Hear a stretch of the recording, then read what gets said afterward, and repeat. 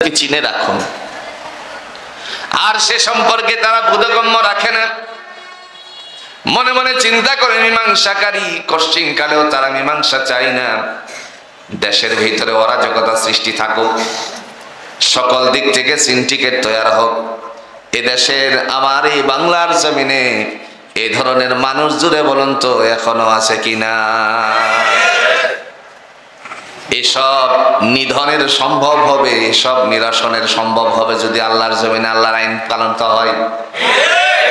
আল্লাহর জমিনে যদি আল্লাহর আইন কায়েম হয়, যদি মানুষেরা আল্লাহর দিকে অগ্রসর হয়, তাদের অন্তরকরণে আল্লাহর ভয় জন্মে যায়, সে কশ্চিনকালে এই কাজ করতে পারবে না।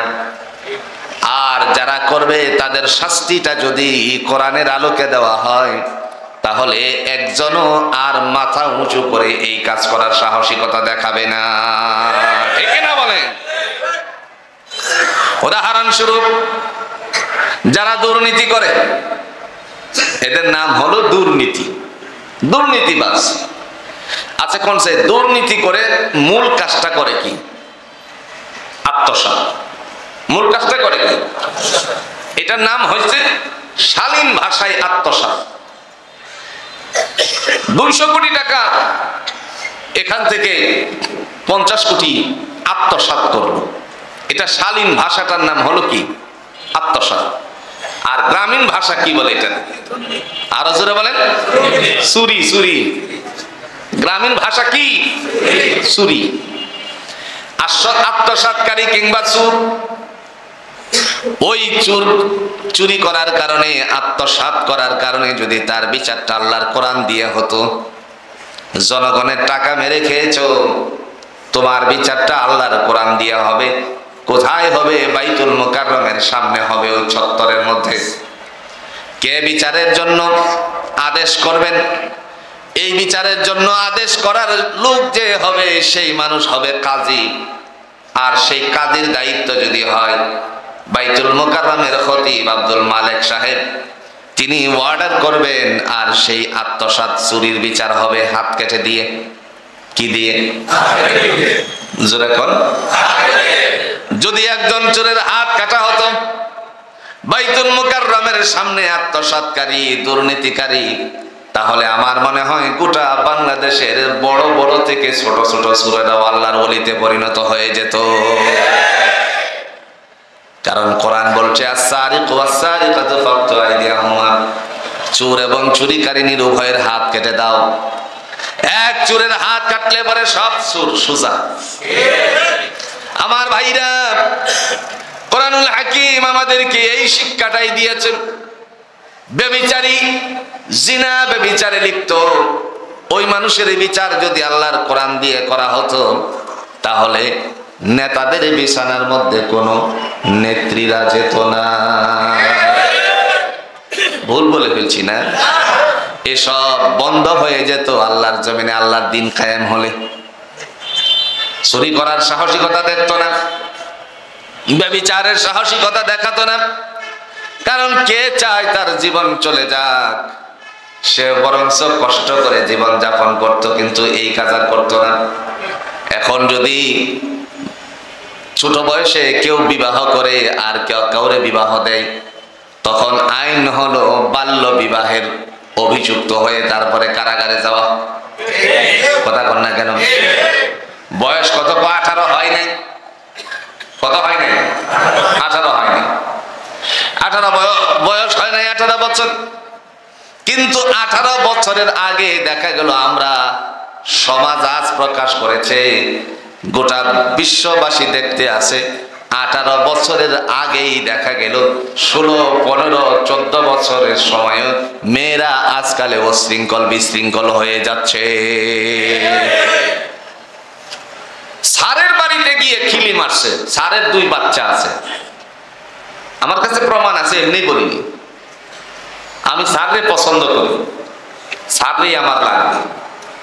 বলে কি, তুমি কি জানো না স্যার যে বিবাহ করছে? জানি। বাচ্চা আছে? জানি।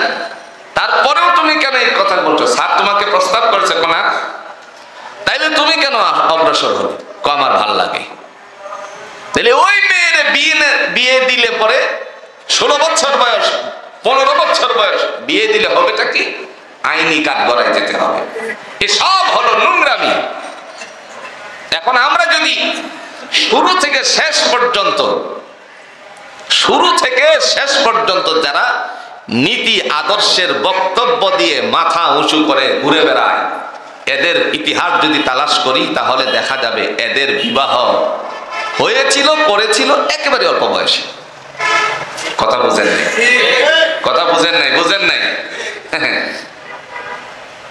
আপনি দেখেন তো, খুঁজে দেখেন আমার দেশের যে বিগত দিনের ফ্যাসিস্টের বয়স দেখেন, বিয়ের সময় তার বয়স কত ছিল?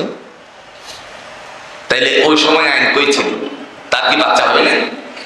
কথা কন না, কে হয় না? সব হচ্ছে নোংরামি কথাবার্তা।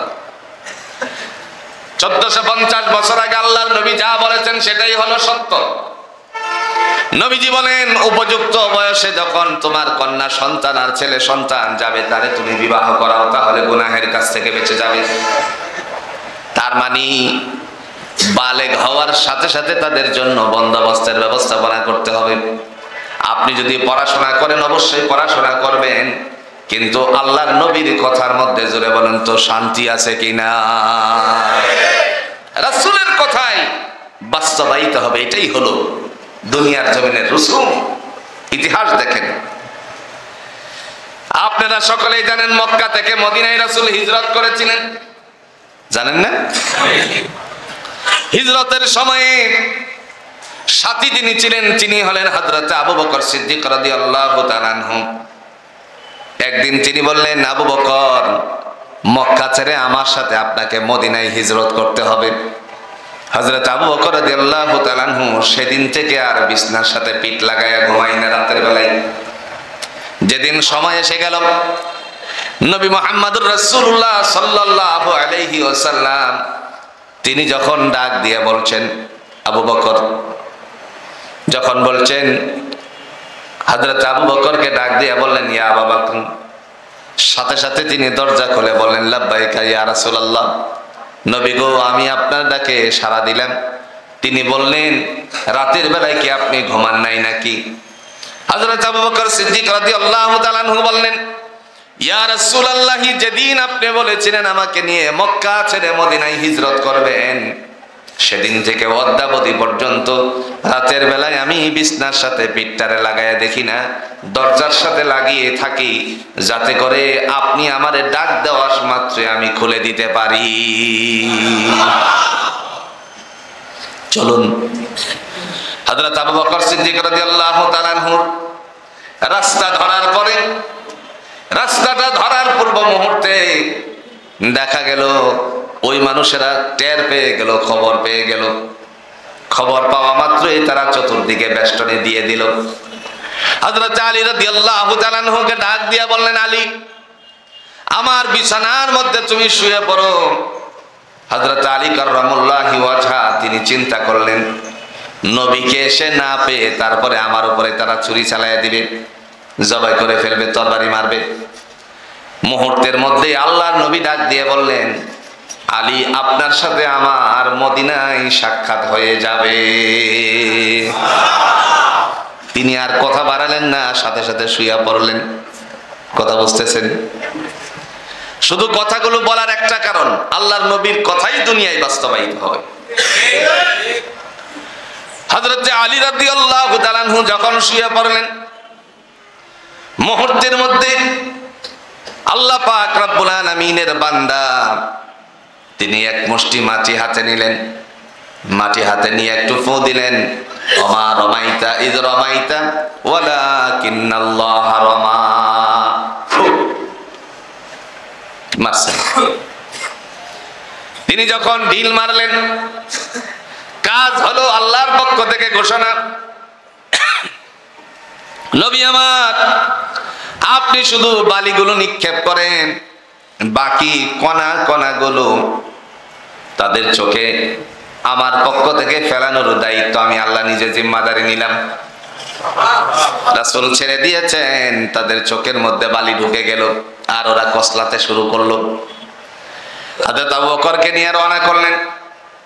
যাওয়ার সময় তিনি ডেকে বললেন, আবু বকর বললেন তার গোলামকে, গোলাম রে, আমরা রওনা দিলাম, আবার যে ছাগলগুলো আছে, দুম্বাগুলো আছে, ভেড়াগুলো আছে, যেই রাস্তা ধরে যাব সেই রাস্তা দিয়ে তুমি এইগুলো নিয়ে আসবে, পালগুলো নিয়ে আসবে।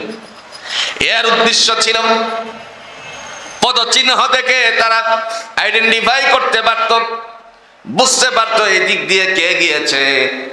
এখনকার সময়ে জুড়ে বলুন তো, পদচিহ্নের উপরে মানুষকে আসামি ধরতে পারে কি পারে না? আপনারা অবাক হয়ে গেছেন, এবার এটা কি বললেন?